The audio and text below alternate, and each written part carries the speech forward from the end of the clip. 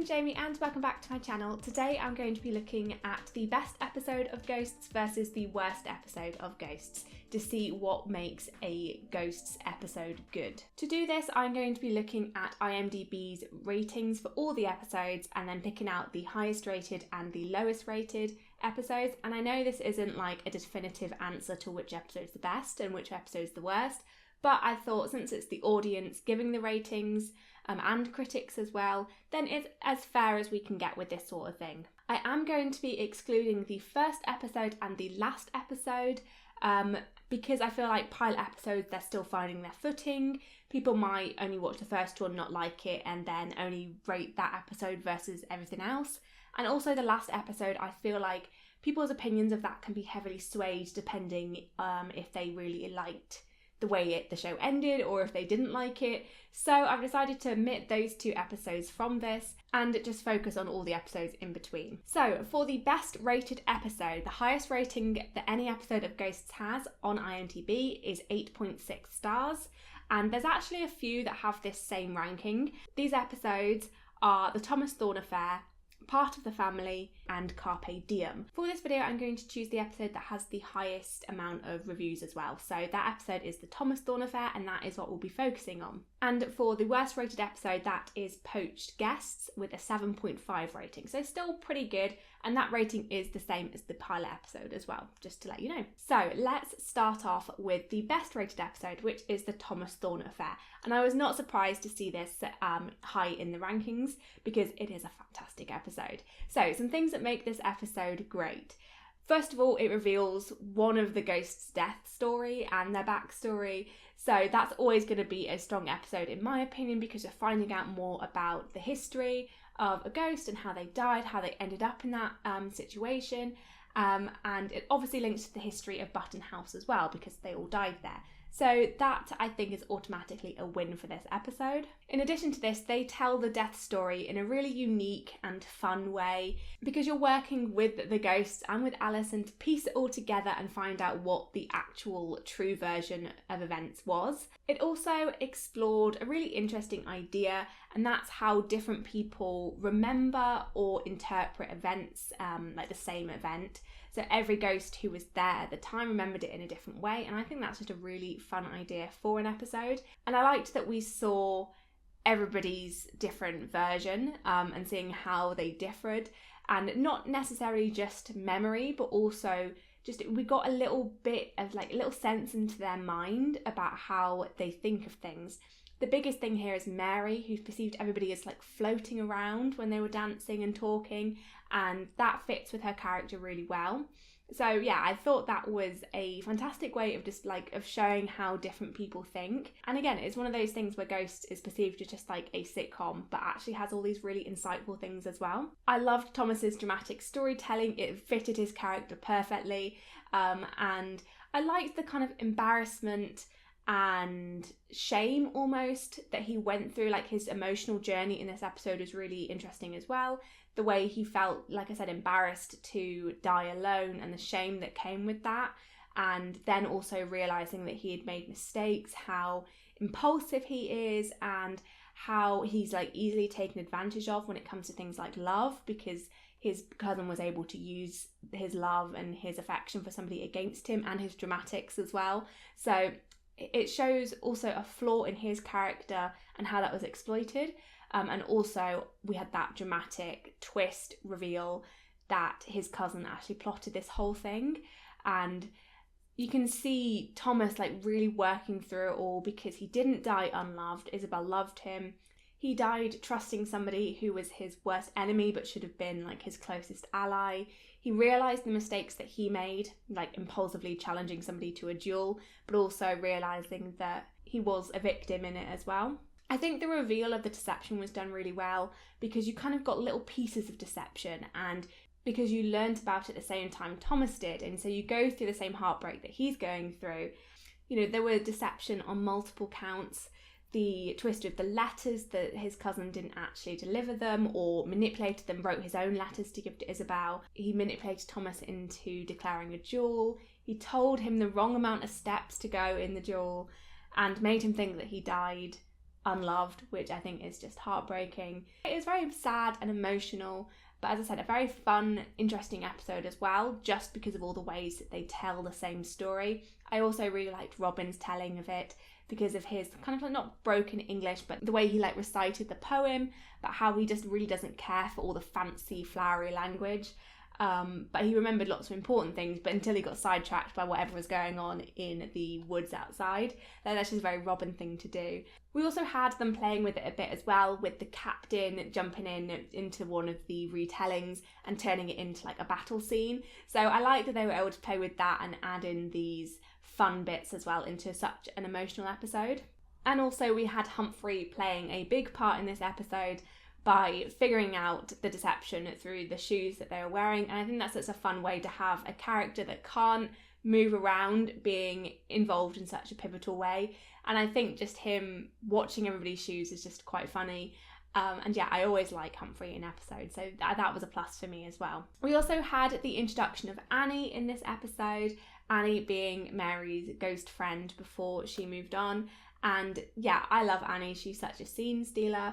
And yeah, even though she's such a small character in the grand scheme of things, it was really nice to explore the history of like the ghosts themselves as well, and having the idea that they have had other ghosts that they've lived with and been friends with who have eventually moved on, and that they have also gone through that kind of like grief progress. And this episode doesn't really touch on it that much, but it starts the foundation for that we later have in other episodes. Also starting the foundation of this also introduced the sucked off joke, which is a staple now in Ghosts and is even transferred into the US Ghosts as well. So yeah, this episode introduced that, which is amazing. So it's always going to be a good episode with that joke in it. It also introduced the idea that the ghosts' belongings like stay on them and they can take them out, but they'll eventually just jump back in, with the reveal of the letter at the end where he kept taking the letter out and it jumped back in. Again, this is something that they have used in multiple episodes, and it's a running joke that they have, and they utilise it really well. And I thought at the end of the episode it was just a funny yet cruel thing to happen to him right at the end, that he's essentially moving on from that day and what happened, but he physically can't. He's always going to live with that.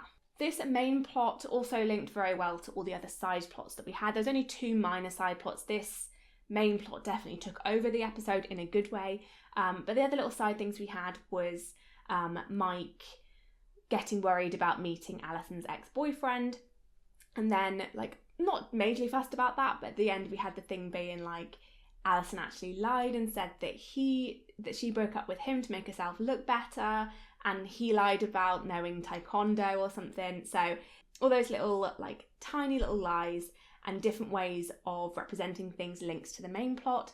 And also all the other ghosts are waiting for a talk from Julian to happen, which is all about spin, and that was a fantastic way to end the episode, about talking about what spin was, and essentially that was just what Thomas and all the other ghosts were doing, this like the retelling of an event in a way that you want it to be, like playing on your biases. So that I thought was a fantastic way to end the episode. It was very, very well structured. So, in conclusion, what makes this episode of Ghosts good? It introduces the ghost lore that becomes a running theme, so as I said with the letter in the pocket. It introduces long-running jokes. We get to expand on the Button tree as well, Button family tree. We get to find out that Alison is actually indirectly related to Thomas, and we just get a little bit more history about the families that lived in that house. It features a fantastic plot that is emotional, funny, full of love, romance, but also deception and betrayal, and it's just an amazing episode. It's definitely one of my favourites. Now let's talk about the lowest rated episode, which is Poached Guests, and this is in season 4. I think one big thing that impacts this episode is it does follow the episode Gone Gone, which is where Mary moved on, which was such a heartbreaking, emotional episode, but it was a fantastic episode as well. And obviously you kind of leave that episode with a bit of a hole in your heart because you're missing Mary. And I think this episode had a lot to live up to. Like, it had a big thing to follow. So this episode there's kind of like 2 or 3 fairly major plot lines. There isn't really one. The main plot, I would say, was Alison's rivalry with Barclay. However, Mike's plotline with him getting annoyed about a review saying that there's nothing to do there is a pretty strong one as well. And then we also had the introduction of the ghost in the field called Maddox, who is revealed to have been there for a while. For me, I think a big flaw with this episode is there isn't really a standout plot. As I said, the main one is Alison's rivalry with Barclay, where he doesn't like the fact that they're opening a B&B and starts trying to steal their guests. And this is a fun plot. I think it definitely leans more to the comedic side of Ghosts rather than like the emotional, heartwarming side, which there's nothing wrong with that. And I did think this have some really good parts of the episode. Alison sneaking off into like the darkness, trying to like mess up the signs and steal things. And it does come to a very nice conclusion where she does manage to outsmart him and play him at his own game, which is quite fun seeing Alison with a bit of a mean streak. It's like very well deserved for Barclay, but it is very fun. Like, I can't deny that. It is very fun. However, Barclay, to me, incredibly acted, but he is such a frustrating character. I do get quite like annoyed at him, which is supposed to. He is supposed to be that character, but it's just like you love him and you hate him. He's such a fantastic character for the show, but it's like I hate him so much. He's such a nuisance. And in this one, he has no redemption either. He's just a bad person throughout the whole episode. There's lots of fun scenes in this episode. I think Mike getting stuck in that big Zorb thing is very funny. And, you know, the episode comes together very well at the end where Alison makes Barclay think tells Barclay he's committed a crime, and then you hear the sirens, and the sirens aren't there for him. They're there because Obi thought Mike was having a heart attack. Like, it came together very well as an episode. But to me, especially after following Gone Gone, and I watched this episode immediately after watching the Thomas Thorne affair, and it does feel lacking a little bit in kind of like substance in a way. Like, everything in it is fine, it's entertaining, it's funny, but there's nothing deeper to it. Which isn't, like I said, isn't bad, it's still a great episode. But like I say, in comparison to it, I definitely see why this one was rated lower. I did very much enjoy the plotline with Maddox. I think introducing a new ghost, even just for one episode, was quite fun.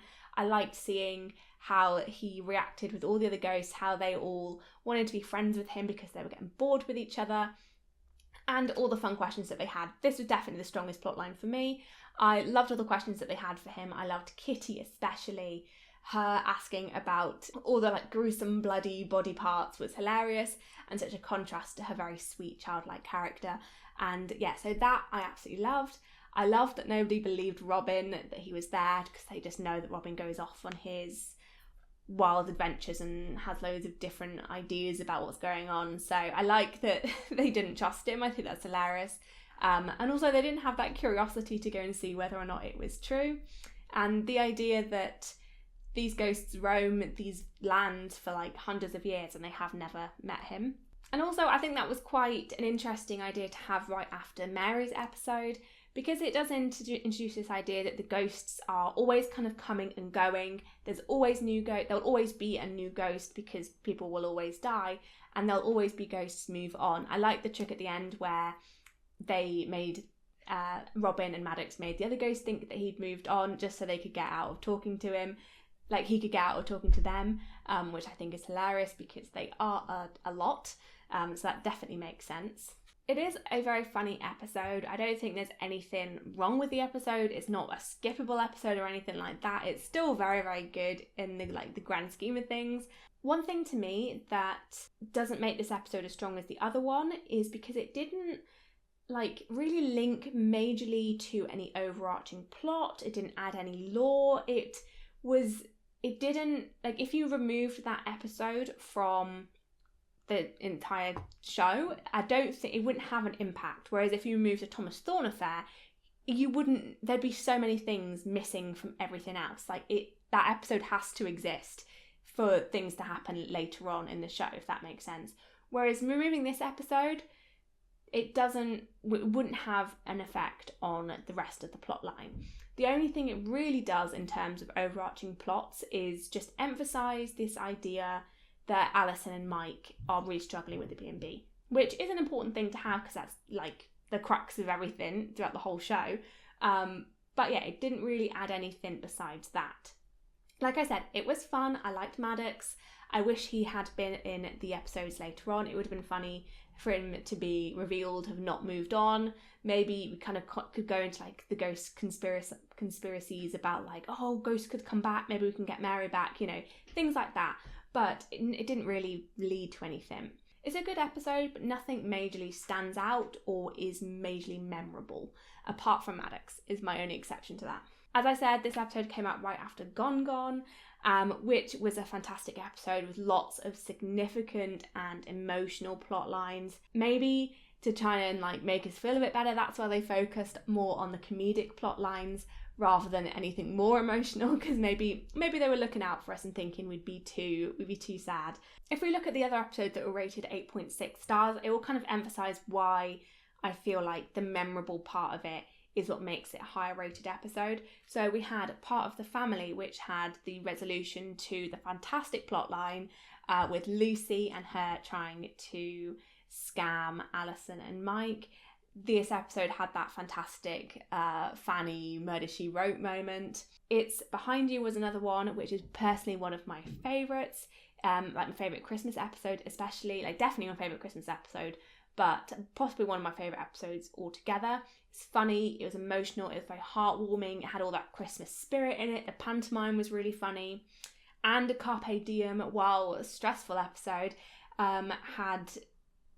it answered one of the questions that we've had, well, multiple questions that we've had from the very beginning of the series, with the captain's name, how he died, what happened to him, and it also had that very stressful thing about we all thought that a ghost might move on. So those episodes really, in my opinion, perfectly encapsulated what we love about ghosts.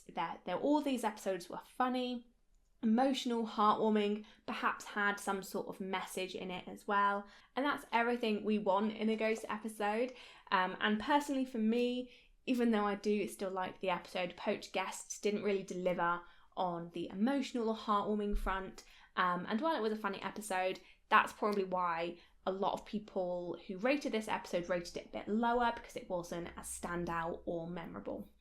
So let me know what you guys think. Do you agree with these rankings? What episode is your favourite versus your least favourite? I don't know which one my least favourite one would be. I think Poached Guests would be down there as one of my least favourites. But yeah, let me know what your favourite one was as well and what you liked so much about it.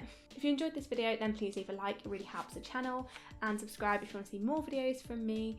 Thank you so much for watching, and I'll see you in the next one. Bye!